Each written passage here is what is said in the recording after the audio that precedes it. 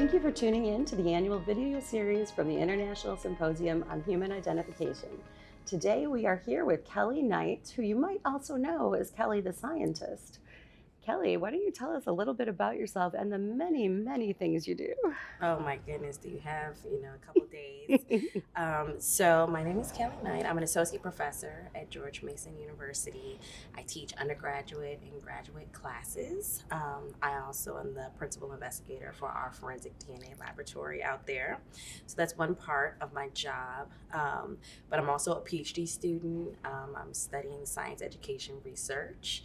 And I also run a page called Kelly the Scientist, where I share all things about forensic science, STEM. I talk about my crazy, wonderful life as a professor, but then I also mix in the piece about being a mom, because I know, being in STEM and being in the academic world, a lot of people kind of separate out the ability to be a mom while doing all those things. So I like to sprinkle that in as well.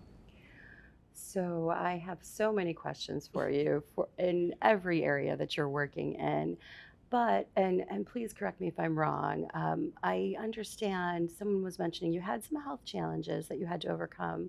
And that was something that motivated you in some ways, changed some things. Maybe you can talk a little bit about that before we get into the details of where you are today. Yeah. So about 2 years ago, I was diagnosed with a type of soft tissue sarcoma, right before the pandemic hit, which was kind of crazy. So after a while of noticing this growing lump in my stomach, like most women, I was kind of putting my health to the side and ignoring it and assuming it was just, a mom thing. Like I had two C-sections, so I was like, oh, it's probably just scar tissue from my C-section. And it was misdiagnosed a couple times. So first they thought it was a hernia, then they thought it was just scar. They also thought it was scar tissue. And then in December, before the pandemic started, we actually found out that it was sarcoma. And so I went on one treatment, and then I ended up having to start chemo actually right when everything shut down in March 2020. And it was a really crazy time because I was transitioning my academic stuff online. So like that was really crazy on top of like starting chemo at the same time. And I honestly kept it really private for a long time. And COVID actually allowed me to do that. I didn't know that I was going through treatment. I would turn my video off and go, handle my business in the bathroom. They didn't see my hair falling out.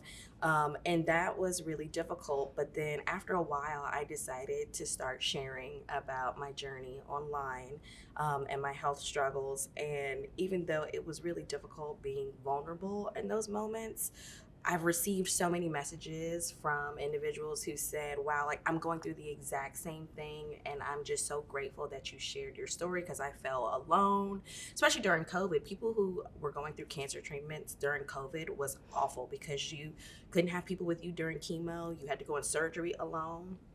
And so being able to connect with people online was really a fantastic way to feel like you weren't by yourself so much. So that was an interesting journey. But thankfully, at the end of that year, I had my surgery to get it removed, and I've been in the clear ever since. So I'm just feeling super blessed to be here right now. I am so happy to hear that. That was going to be my first question. I can't imagine what that's like going through COVID. You're right. I mean, it was Yeah. difficult going through anything, much hmm less something of that magnitude.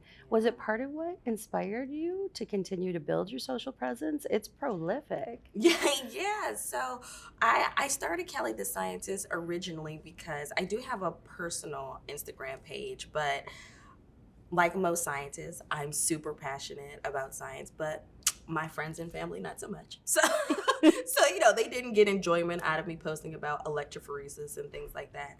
And so I started my page just to kind of share my passion, and indirectly to kind of be a way to serve as like a source of representation for other women, and specifically women of color who don't really see a lot of themselves in social media, like in terms of STEM and that kind of thing.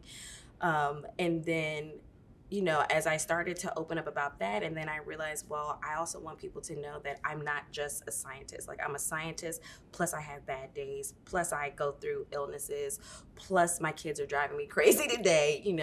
And I think that that's something that's really lacking in social media nowadays is we see the highlight reel, and I'm not gonna lie, I post a lot of my highlight reel as well, but I think it's important for people to remember that we're all like entire individuals, and anybody that you see who's having like an amazing day, an amazing year, they're just as equally probably having really bad days. They probably looked in the mirror that morning and didn't like something that they saw. I don't like, how my clothes are fitting on me, or I don't feel good about myself. I'm feeling that imposter syndrome. So yeah, so just, knowing that I was not alone in my struggles, and knowing that I wanted other people to know that scientists are, whole people, that kind of spurred me to continue posting for sure. Because there's definitely days where I want to delete my page. I tell people that all the time. Like, you have that moment where you're like, okay, I went too far. I said too much. I got too vulnerable.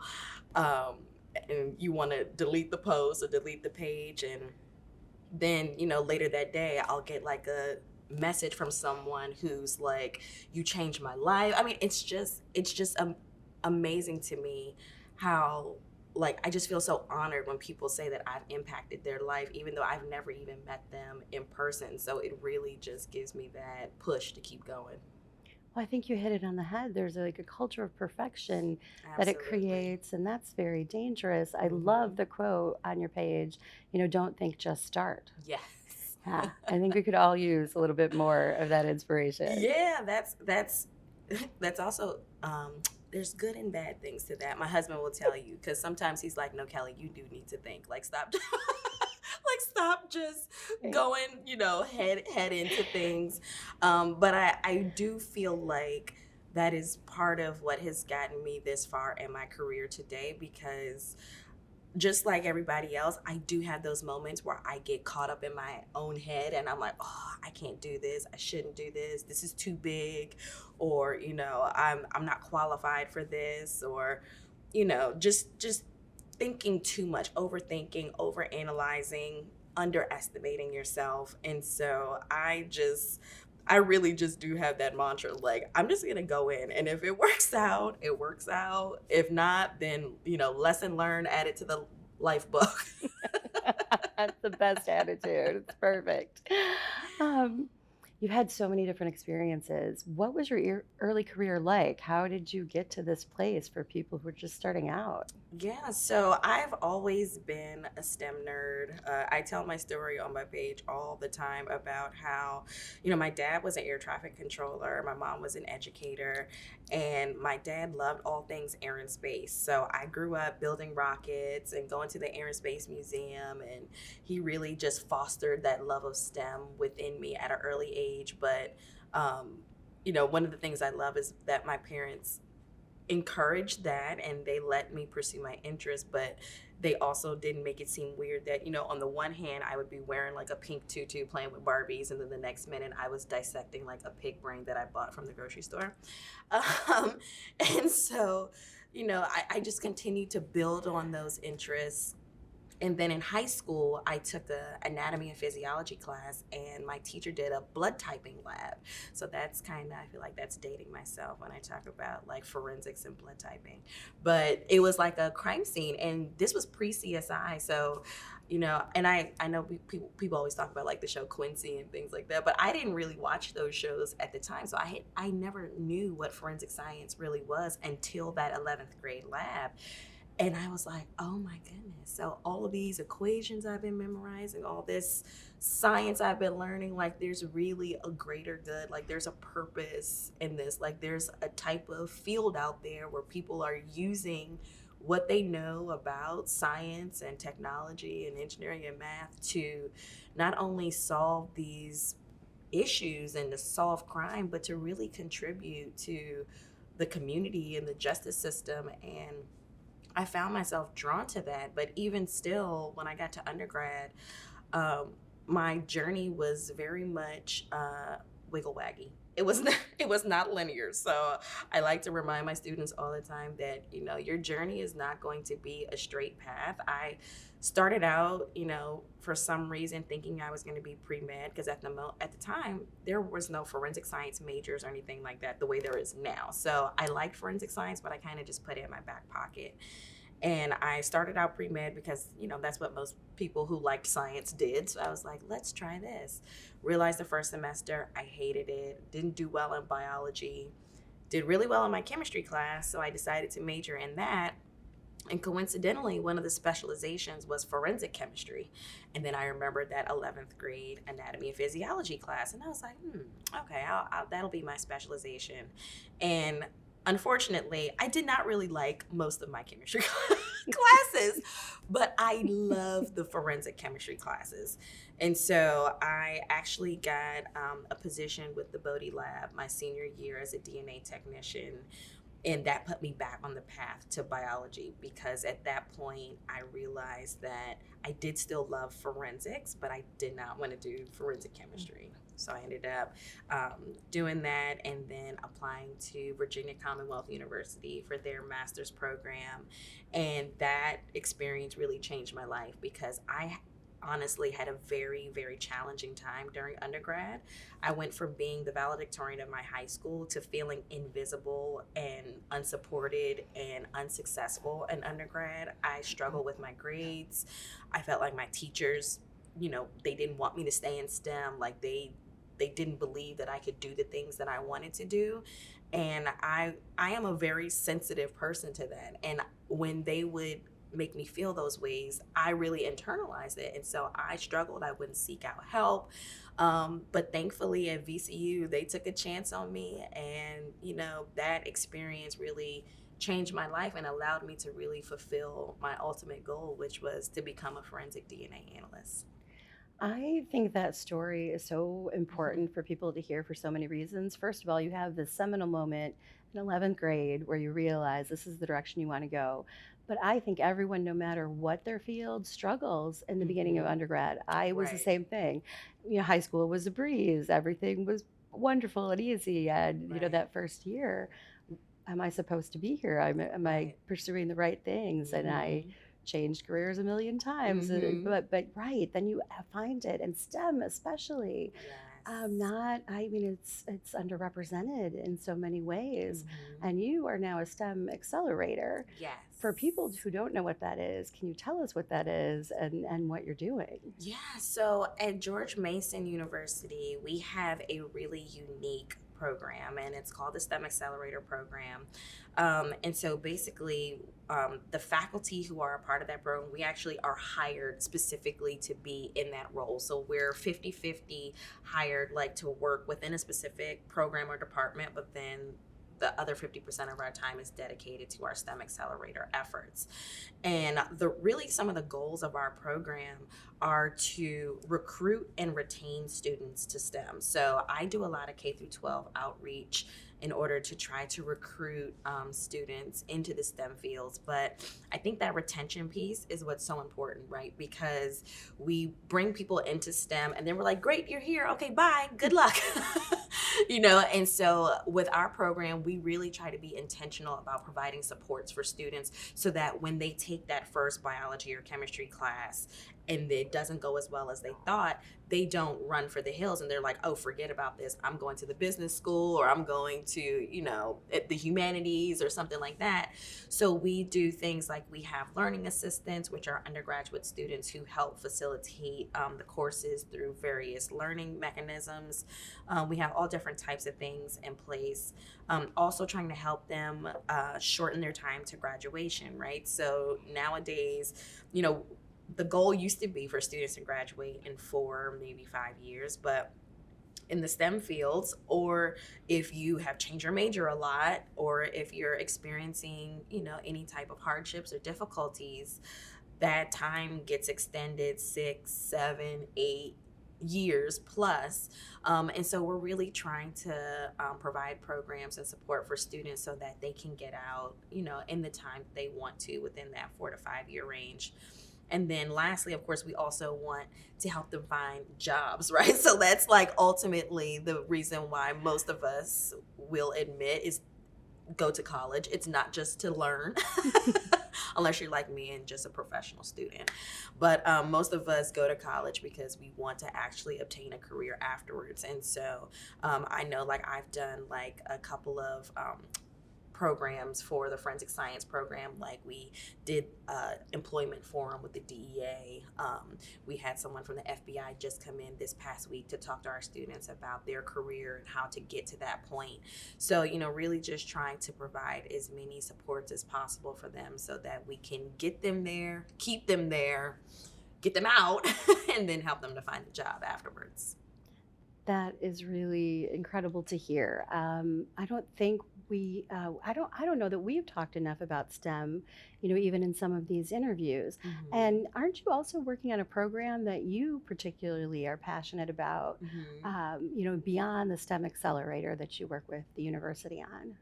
Yes, so well, in the summer, I run a program called Focus. It's called stands for Females of Color and those underrepresented in STEM, and it actually does fall under our college bubble, under the College of Science. So we have a couple of different outreach programs that we do, but that is definitely one of our hallmark programs that we started in 2014. So it started with a small group of middle school girls. We had 18 girls come in, and then we were super lucky to get some funding, and we were able to expand that to 100 girls. And then those middle school girls became high school girls, and their parents wanted us to do more. So we started a high school program called Focus Academy. And that program, up until COVID, was residential, which was really amazing because it really gave the high school students an opportunity to engage with campus life. Because when we think about students who are considering college or those who aren't, especially like first generation students who don't really have a lot of interaction with folks maybe who have gone through college or been on a college campus, once you step foot on that campus, it really changes your perspective, right? So you now see yourself as someone who could be going to college. You interact with our undergraduate counselors, and you see people who look like you, who talk like you, and they're in these STEM fields, and that really is a game changer for a lot of girls. Sometimes they go from, no longer liking STEM, which we start in middle school because research shows that's where STEM interest really starts to drop, specifically for girls. Um, they go from not being interested anymore to thinking STEM is boring to now they're like, oh, this is cool. Like, everything we do is incredibly hands on. We try to not do any type of workshop where it's like we're just talking at you for an hour and 15 minutes. We want them to touch the things, feel the things, do the things. And that experience, being there on the campus with these counselors and workshop leaders and, people who look like you, and even just being around the other camp participants who look like you, is really it makes a big difference in someone's life when they're deciding whether or not they belong in a certain field. And it also shows them the different options that are available, right? Because like I said, when I was thinking about coming into a STEM career, I knew about what doctors, like, you don't, biologists who work in a lab, but that's so general.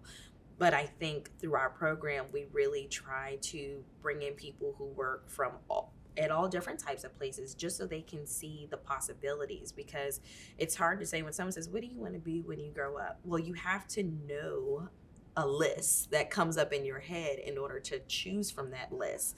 And if you're not exposed to these different careers, it's not even an option to pull from. Like, you don't even know to pull it off your list. So I think that's one of the primary goals of our program, is to really give them that exposure, give them the confidence that they need to pursue these fields, and to show them their options. And those numbers are impressive. That has to feel Yeah, it's amazing. it's amazing. And honestly, the program could be much, much bigger. We sell out every year. People want us to do multiple weeks. They want us to run multiple at a time. But what I have to explain to people is I am a 50-50 faculty role, right? So even though 50% of my efforts are dedicated to STEM Accelerator, I still have students to teach and, faculty administrative stuff to do and a lab to run. So if I had like 100% of my time that was dedicated to that, this program probably would be immense. Like I would envision doing things year round, having students come in for like STEM Saturdays, to keep them engaged, allowing larger numbers to come in because we get the requests every year and they're like, you know, I want to bring my student to your program. I'm like, I'm sorry, we're already sold out, like months before the program even starts. So that's really amazing to know that there is that interest out there and that people are wanting to come to the program and they're enjoying it because we really do put a lot of effort into making it like the best program possible. I can only imagine. And is focus unique to George Mason? Yes, It it is. It is. is. So, myself and three other individuals created this program in 2014. And it was myself, two faculty members, and we had a community partner from an organization called Girls Inspired and Ready to Lead. And we all came together and we came up with this idea for this program. And we've really just continued to build on it and, work together every year to try to continue the legacy of this program, which has been great. It's such a beautiful idea. Is it something you think could be replicated? It is. So we have said all the time. So one of our faculty members, who was a co-founder with us, is actually in New York now. So we have told her that we need to do a Focus New York. I've also had folks from colleges like Spelman and other places reach out to me and say that they were interested in doing a similar program there. So that's absolutely something that I am interested in is how can we take this to the next level. And it doesn't have to be us going to these places and doing it, but we could go in and basically train them on the focus method, because there really is a specific way that we do it in order to make sure that it's meaningful for the students. So like each day of the week covers a different letter of STEM. So on Monday we do science, Tuesday we do tech, Wednesday we do engineering, Thursday we do math, and then Friday we do a lot of leadership and entrepreneurship workshops.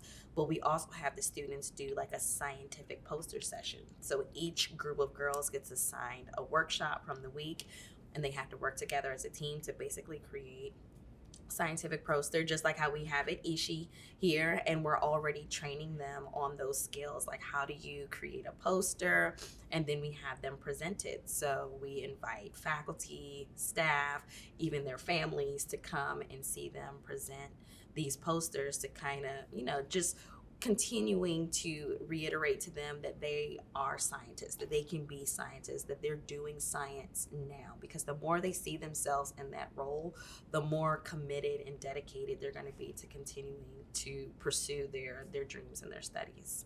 Well, the impact of that could be immense. Oh Somehow yeah. I see that in your future. I don't know when with everything you have going on, I but know I a see lot of it. people say that. I honestly see it too. I mean, I know that I love teaching, and I'm just, especially now that I'm finishing my doctorate in science education research, these are some of the things that I'm studying, right? So I'm looking at the impact of, the development of STEM identity within young girls and women, and how that journey kind of influences their ability to pursue or not pursue STEM fields for whatever reason. And, you know, I love teaching in the classroom, but I'm just interested to see like where my journey is going to go, because I know that I have a passion and a heart for outreach, and that is another form of teaching, just more informally. So we'll see. I don't know. I'm always up to something, so we'll see what happens in a couple years. I'm sure That's a I'll be good doing thing. something else. Well, speaking of your students, you've won teaching awards, you are passionate about it. We do have a lot of students here, part of the Student Ambassador Program, and others who have just come with their professors. Um, can you tell us some of your favorite experiences? What's been most surprising, most challenging? Yeah, I mean, first of all, I'm just surprised I'm a teacher at all. When I came into the field of forensic science, I never would have thought that I was going to leave the lab and become a professor. So I just want to plug that for anybody who's listening. We need more forensic science professors because I think most of us who go into the field think that we're always going to be at the bench, right? But training the next generation of forensic scientists is such an important role, and the responsibility is so heavy, and I take it so serious. So when I'm at ISHI and I'm sitting here and I'm learning myself so that I can then go back and teach my students the newest technologies and what the people in the field are doing, that's so important because I look at every single person in that room. Every single one of them started in a classroom, right? They're here because they were in a classroom and they were taught by a teacher the things that they're doing now. And so that is such a heavy responsibility to keep in mind as teachers, because what we do in the classroom on a day-to-day basis, like, these are people who are going to be in these seats soon as professionals, people who are going to be doing this work. And so I really just, number one, try not to replicate the trauma that I experienced myself in undergrad. So I'm very intentional. And it's interesting how my journey has come full circle, right? Because I think about those experiences in undergrad and how, you know, it was just not great for me, but how I'm able to take those experiences and use them to make me a better professor, because I'm like, okay, I remember I felt like this, and this. So I'm going to be intentional about not making my students feel like that. So, like, in my classes, when I see students who have become like loners, or, they're by themselves, or they don't want to participate in the group work, I make sure to engage with them, to learn their names, to talk to them, to know who they are, to let them know that they're important, that they matter to me, and that, their knowledge and their contribution matters. And trying to just, think about different innovative and creative ways to teach, because I think as professors, a lot of times folks are still stuck on chalk to the board. Like, let me just talk at you for an hour and 15 minutes. But I really try to find different ways to get the students engaged with the content. So even being here at ISHI, I'm like furiously taking notes and thinking about ways I can engage them with the content that I've learned here, to show them how it relates to like an actual, forensic world. So this week in one of my classes, we're learning about CODIS. Just yesterday, I sat and heard about all the new CODIS updates. So, I'm like taking all the notes. I'm like, okay, I gotta go make sure I tell my students about all of these things. But, I think those are just really important things to keep in mind when you're teaching, that, each student is a special individual person with different skills, and thinking about the ways to draw out those skills within them, because I 100% believe that every single one of my students is talented and has the capacity to be anything that they want to be. But a teacher can literally make or break that. I've had teachers who literally broke me, and I almost did not continue in STEM because of them. And it's again, going back to that responsibility. It's crazy when you think about the role of teachers in your life. They can either elevate you to the next level, or they can literally like change your trajectory and really destroy your intentions because of things that they've said or done, whether it be intentionally or unintentionally. So, I'm very mindful of being culturally relevant in my class, being sensitive to the different identities in my classroom, giving students the space to learn and express themselves in the ways that they like expressing themselves. Like, my students have a science communication project, and I've had students communicate forensic science through song, rap. I had a student last week who submitted a comic book about forensic DNA.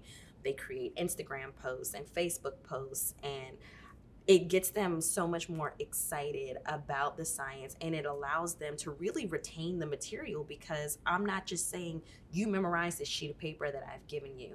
They're able to really think intentionally about the assignments and the projects they're doing and to come up with creative ways to express it that is memorable to them. And I think that helps them to really walk away with more than just memorize these things and repeat it on an exam.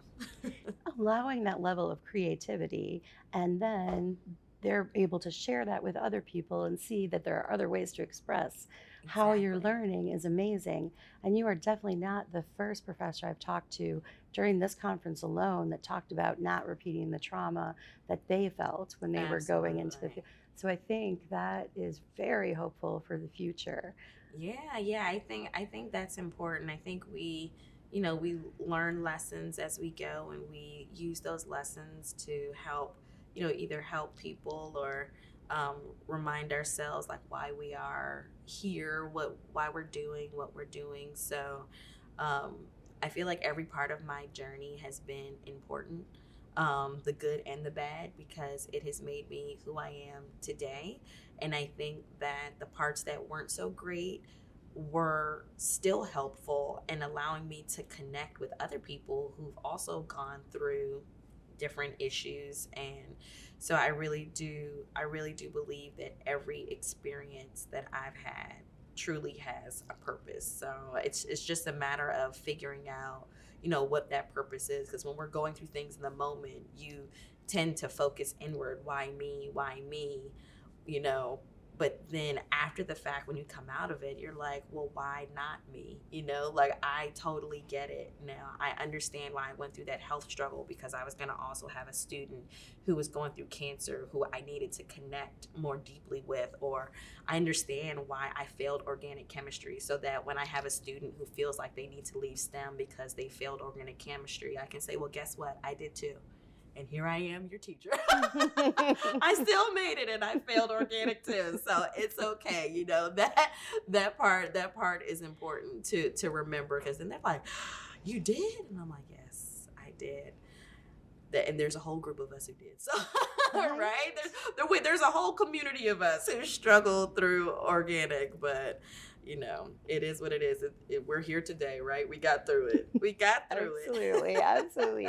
Well, I'm talking about the failures. It's where we started. I mean, it's Absolutely. the reason your Instagram shows every phase, and you've been so open and vulnerable. And did you ever think when you started Kelly the Scientist it would become an influencer? I mean, almost a second Never. career. Never. It is so funny to me when I hear people refer to me as like an influencer. It's it's very strange. I like so there's become like a little crew of us who, like, our community of STEM folks on Instagram, and we refer to each other as like fellow sci-commers. I feel like that's less cringy to us than influencer. Um, but yeah, I still to this day, I mean, my following isn't huge, but I just still look and I'm like, I cannot believe these, 13,000 people want to see me on Instagram making a fool of myself, dancing and being crazy and making funny reels and stuff. But um, I love it. I mean, it's so much fun, and I like that I'm finally coming into a space of embracing my authenticity, because I've struggled with that literally my whole life. Because again, being a Black woman in STEM, there's not a lot of us, and we're often told to become small so that people aren't offended by our presence, so that we, come across as safe and, comfortable, and you can hire us, and we're not going to, make you feel some kind of way. And we want you to think that, if we appear a certain way, then you'll think we're smart, and if we don't, then you won't think we're smart. And I've really struggled with that balance. And at this point, I'm just like, look, this is me crazy, dressing whatever kind of way, enjoying myself. I'm embracing my whole self, and I'm still a scientist. I'm still smart. I can still come on Instagram and make jokes and, show you all these other parts of my life. And still have the understanding that I'm still a scientist, I'm still smart, I still know how to carry myself and to be professional when I need to, even though I'm always a jokester at my heart. But yeah, it's been a really wild journey, and but I love it. I really truly enjoy it, and I really do think that that's why my following has increased, because I think people come to my page and I think you can feel that I love what I do. Like, I enjoy posting, I enjoy making the content. I've always seen myself as kind of a creative type person. And so coming up with content and creating reels and, just being silly, that's really my personality. Like, that's who I am as a person. And I enjoy it, and I enjoy sharing that with people. And I love, knowing that people feel like they've connected with me for whatever reason, whether it was, going through a difficult time, or, just needing a good laugh or whatever. It's such a rewarding experience, really. I enjoy it. And it's also 13,000 people that you're helping to educate about forensic science. Absolutely. I love that so much, because I actually posted during National Forensic Science Week. I never knew how many STEM folks and even forensic science folks are actually on social media and sharing and posting as well. And we have our own little community as well, which is so cute. Like, we have our little forensic science social media community, and I shared a couple of slides full of forensic science folks that are online, because I think nowadays, especially with all of the misconceptions about forensic science, and I've been thinking a lot about ethical true crime and the way that people have been kind of exploiting true crime for their own entertainment, and trying to remind people that we enjoy, forensics and true crime is cool, but this is like what we do for a job. Like, it's serious. These are actual people's lives. And I think that by us being on social media and talking about, like, the good and the bad sides of forensic science, and reminding people that, yeah, I know you think that Jeffrey Dahmer is cool, but he's a monster. Like, he's literally a monster, and these were real victims' lives who were affected. And I think we're changing the landscape of, the way people think about forensic science, because again, there's a lot of misconceptions about what we do and what we don't do. Some people are starting to trust forensic science less because of some of the things they've seen online, because of these different true crime shows. And so I think it's important to educate the community in a way that's accessible, right? So that's what I teach my students all the time when we have this SciComm lesson. And I talk about how important it is, because our work is for the public. We work for, the citizens of our states or whatever. And so, we owe them the understanding of what we do, because any one of them could be called to testify, or to be on a jury where there may be forensic science evidence. And so by communicating our science in a way that's accessible, and doing some of this myth busting and, cracking the CSI effect, I think is really helpful, because I get people all the time who are like, oh my God, like, I never knew that was a thing. Like, I can't believe that. I thought it was this, but it's this. So I think it's really helpful for the community to have more folks in forensic science who sharing, like, the actual facts about what we do. Well, and I think because of that, you've received a lot of media attention. What does that feel like? Scary. So, that's the other part of forensic science that I think, I've thought a lot about, as I was coming up, working in the crime lab. We're almost, I don't want to say we're taught to fear the media, but because we know that the media is also very much obsessed with forensic science, and they tend to take what we do sometimes and skew it and make it mushy, or present it in a way that's not actually factual. A lot of forensic scientists are very nervous about being around the media because we're so afraid that they're going to take that one little sound bite of what we did, right, and then they're going to play it, and then we're going to hear it on repeat forever and ever and ever, and then before you know it, you're going to lose your job, and you're now like the black sheep of, of the forensic science community. And so I think that has been a little scary and stressful for me, but I try to remind myself that, I want to at least try to be like a positive representation of forensic science. So even though it's very stressful for me, hopefully it will benefit the community at large, for a couple of reasons. I mean, my husband and I were just talking about this, but he was like, I've never seen like any black female forensic scientists like in the media. I mean, I have, of course, like in some of the shows, like when I think about like the medical examiner from Law and Order, like there's like a handful of them. But he's like, no, like real forensic scientists. He's like people like who actually work in the forensic science lab. And I'm like, you know what? I don't really know any either. And I mean, I know of them personally, like women who are here who are like working in the labs, but you don't often see them in books. You don't see them in articles. You don't see them on TV. And I think we need more of that. I mean, there's always a plus to diversity because there's other young women who are looking at us and saying, I want to do that too. Are there people like me who are in that field? So I bear that responsibility as well, like feeling like, okay, there needs to be more of us out there, who look like me, but are also able to shed a positive light on forensic science so that people can get the real perspective of what we do versus just what the media decides to write and put out there that may not even be true. I'm glad that you're doing it regardless. There are pluses and minuses, but I think the pluses in this case I well agree. outweigh the minuses. I agree. I Yeah. agree. And I love that you've been covering a lot of our show this year, the symposium, our Yes. 33rd ISHI. What has that been like? What have you seen? Oh my goodness, it's been amazing. This is just really one of my favorite conferences to come to. It's always so well done. It's always in a beautiful location, and I just love connecting with like-minded people. I mean, it's very different from going to, the extra large conferences where you're mixed in with everybody and you feel like you're just, one of many. And even though there's a lot of people here, it feels like a family reunion. Like I have had so much fun catching up with people who, I remember interviewing with for jobs like almost 20 years ago, and we're still like connected and remember each other.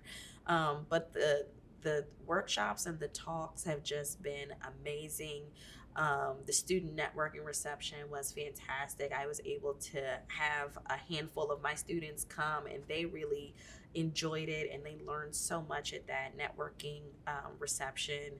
And then the keynote yesterday and the talks that followed about the Tulsa Race Massacre was just, that was so powerful. I'm just so proud to be a part of an organization that is highlighting that. And I think it speaks so highly of Promega and ISHI and the fact that they chose to select Deneen Brown as the keynote and to talk about a topic that, I mean, we know it's not easy. I know people were probably very uncomfortable yesterday, right? But what did she say? Comfort the afflicted, afflict the comfortable. I mean, that is going to sit with me probably for the rest of my life because that's so powerful. And we have to remember that sometimes we have to sit in our uneasiness to really affect change, right? Because I'm sure there were a lot of people in that audience who may not want to admit it, but they may not have ever even heard of the Tulsa Race Massacre. I'm sure there's people who were sitting there yesterday who probably were not familiar with it.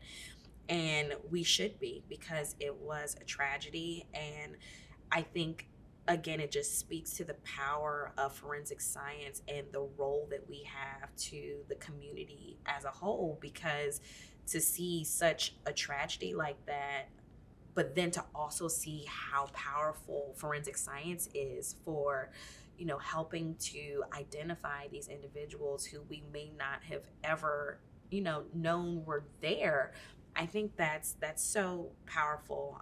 So I was really impacted by the entire morning yesterday. I thought about it all day long, and I was like, I'm a researcher at heart. So I got back to my room and I'm like googling like more stuff. I'm looking up like the 1921 Graves Project. But after that, just continuing to learn about all these new technologies and advances in forensic DNA, and that's really what I love about this conference is I just take away so much when I leave from here, and I feel so empowered to continue to train the next generation of forensic scientists, right? Because literally tomorrow at 1:30 p.m. I have class with a group of 20 undergraduate students who are in a forensic DNA course, and I will be able to share all that I've learned during this week with them because these are students who are going to be choosing careers based on things that I've learned this week, right? So we've learned about a lot of new advances in forensic DNA. And so when I try to help my students find jobs, these are the things I tell them, right? I'm like, okay, so genetic genealogy, like whole genome sequencing. These are skills that you all need to get because this is what they're talking about at Promega. This is what is next in the forensic community. And if you want to make yourself, a marketable applicant, these are skills that if you have them on your CV, labs are going to be more inclined to want to hire you because this is the wave of the future. So coming to this conference really gives me like the foresight to say, okay, here's what's next. And so here are the things that I need to start to plug into my own curriculum and to really make students aware of so that they can start thinking about what classes and internships and things can I do now to, be able to have these things on my CV. What a wonderful way to bring that full circle. And Yeah. thank you for sharing your experience. The first day was so powerful for me, Yes. and being able to interview Deneen and hear more about the Tulsa Race Massacre.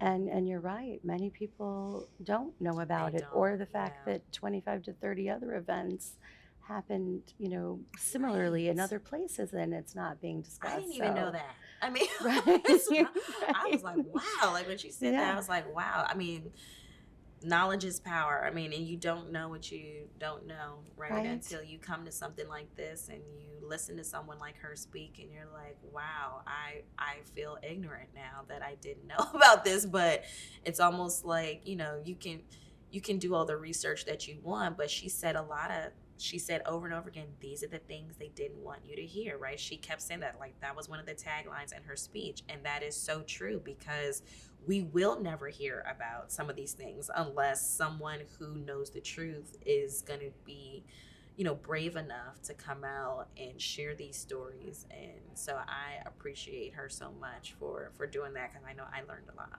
I did too. And the understandable fear of people wanting to talk about it, but now making a safe space so that Hmm. things can be uncovered that should Absolutely. have been long ago. Absolutely. Yeah. And the also, I'm excited for you to bring everything back to your students. I am I love too. hearing I'm that you're so going to do that. excited. I'm Yeah. very excited. I have so Yeah. much to share with them. Right? Besides that, what's next for you? I don't know if I even want to ask. You have so many things going on. What's What next? is it next? No, I don't know. Honestly, at this point, just trying to get through the semester, right? Right? so, so we're here in November. So really, once we hit November, our semester starts to, you know, go for a close. We're scheduling final presentations, and I know as a student, I have like a million papers to write. So getting through this semester, but I'm just interested in seeing how I'm able to connect with more folks, particularly on my page. October has been such an amazing month for me. I started my month going to Girls Tech Day with Amazon Web Services. I was able to, go film an episode on History's Greatest Mysteries about the Zodiac Killer. I was able to do so many amazing things this month that, have really been powerful for me. I talked to over 2,000 students at the USA Science and Engineering Festival. And these are all things that came out of really my page, like people realizing that, I'm posting and sharing about science. And I've just had an amazing time this month. And so I'm just excited to see what comes next. I just want to continue to do more of that stuff. I love, connecting with the community, whether it be young students or, adults, anybody who wants to learn more about these things. So excited. I'm excited to see what's next. I don't know. I never know what's next, but but I'm gonna not think and just start. I promise you that. So Well, given everything you've been doing this month, thank you for being here. thank That's, you for yeah, having we me. This is really fun. appreciate it. What are you going to take a look at today? What can I need to watch your post later? What's coming I up? know. I am going straight into the talks today. I'm excited to see what's on the list. So I'm going to head over there. I'm going to refill my coffee because, I mean, conference and coffee hand in hand. Has to go together. Yeah, so I'm going to definitely be sharing. I know there's an offsite event today, so I'm super excited about that. So I'll be sharing about all of that on my page. And for anyone who's seeing this after the fact, I have a highlight on my page that says ISHI 2022. So if you're not able to watch during the week, people can definitely go back months, years later and check out that highlight, and you can see all the fun that you missed because you should have been at ISHI. So We so appreciate you being here and sharing everything that you're doing. thank This you has for been having me. fantastic. Thank you.